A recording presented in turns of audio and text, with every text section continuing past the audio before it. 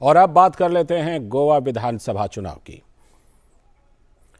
आम आदमी पार्टी ने गोवा में मुख्यमंत्री पद के लिए अमित पालेकर को अपना उम्मीदवार घोषित कर दिया है। दिल्ली के मुख्यमंत्री और पार्टी के राष्ट्रीय संयोजक अरविंद केजरीवाल ने आज अमित पालेकर के नाम की घोषणा की। अमित पालेकर पेशे से वकील हैं और भंडारी समुदाय से आते हैं।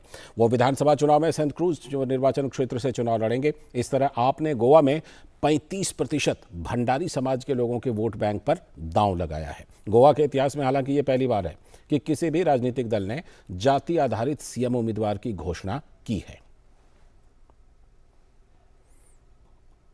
आम आदमी पार्टी की तरफ से अमित पालेकर जी को आम आदमी पार्टी का सीएम चेहरा ऐलान करते हुए बेहद खुशी हो रही है। इन्होंने समाज के लिए बहुत कुछ किया है। गोवा का बच्चा बच्चा इनको जानता है। खासकर अभी फिलहाल में इन्होंने जो कोरोना के वक्त बहुत योगदान दिया, लोगों की बहुत सेवा की।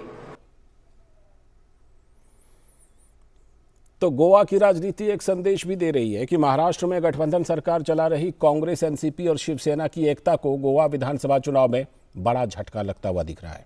राष्ट्रवादी कांग्रेस पार्टी ने गोवा में कांग्रेस पर गठबंधन को लेकर ढुलमुल रवैया अख्तियार करने का आरोप लगाते हुए कहा कि उनकी पार्टी राज्य में शिवसेना के साथ मिलकर चुनाव लड़ेगी।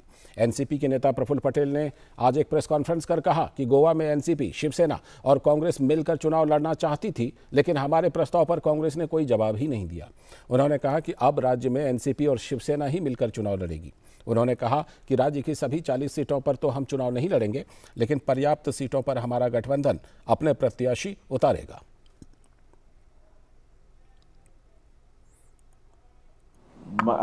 Shri Sanjay Raut and Shri Uddhavji Thackeray also then spoke to the Congress and hoped that there should be some alliance where all three parties which are in the MVA in government in Maharashtra should fight together.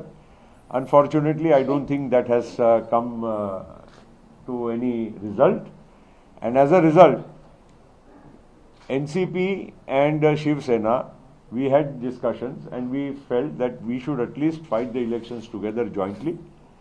We will be fighting not all 40 seats, but we will be fighting a substantial number of seats, at least 10-12 from each party.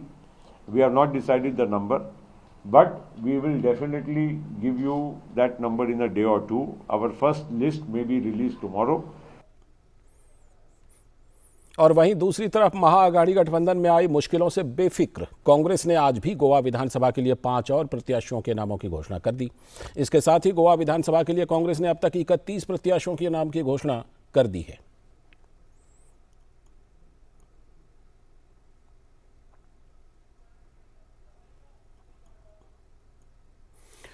Yogesh शीतल हमारे संवाददाता इस खबर पर जुड़ रहे हैं और गोवा में जो कुछ चुनावी हलचल, जो कुछ चुनावी गठबंधन बना है, उसको लेकर चर्चा करते हैं योगेश शीतल से। योगेश, मुंबई से जो गोवा का सफर होता है योगेश, उसमें कोंकण रेलवे पड़ता है।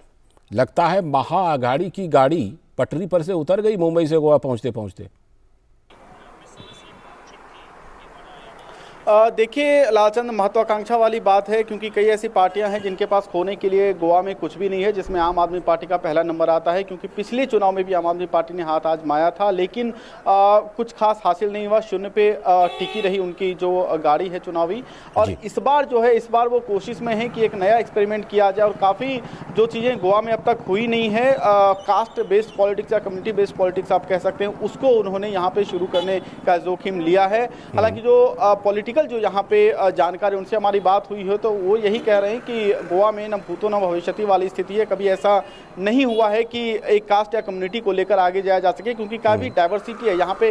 कल्चरल चीज़ें भी है, रिलीजनल चीज़ें भी है, टूरिस्ट प्लेस है, तो कई सारे पर्यटक भी आते हैं। एक तरीके का काफ़ी जो है अर्बन डायनामिक्स जो है वो यहाँ पे है और यहाँ के इशू भी अलग हैं बनस्पत की। नॉर्थ इंडियन जिस तरीके से हम बिहार या उत्तर प्रदेश की पॉलिटिक्स देखते हैं जो कास्ट को लेकर रहती है, वैसा यहाँ पे नहीं है।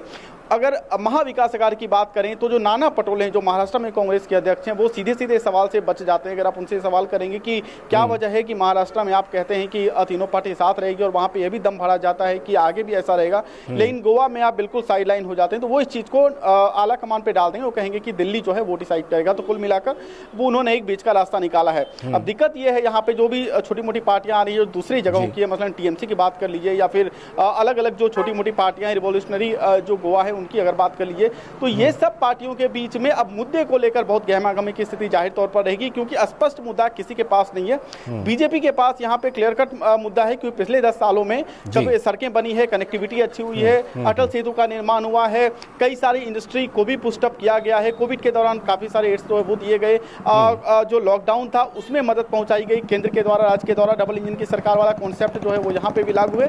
तो इन सबको देख के अब दिलचस्प ये है कि जब चुनावी जो रैलियां शुरू होंगी, हालांकि अभी तक वो बंद है, तो क्या मुद्दे हैं जो ये पार्टियां लेकर जाएंगी वो अब देखना दिलचस्प होगा। 21 तारीख से नॉमिनेशन शुरू होने वाला है। बिल्कुल, और एक बड़ी दिलचस्प बात तो आपने भी कह दी कि वहाँ पर जो गोवा का जिस तरह का फैब्रिक है उसमें जाति आधारित सीएम कैंडिडेट जो है बैकफायर भी कर सकता है। बहुत बहुत शुक्रिया आपका योगेश, जुड़ने के लिए और चर्चा करने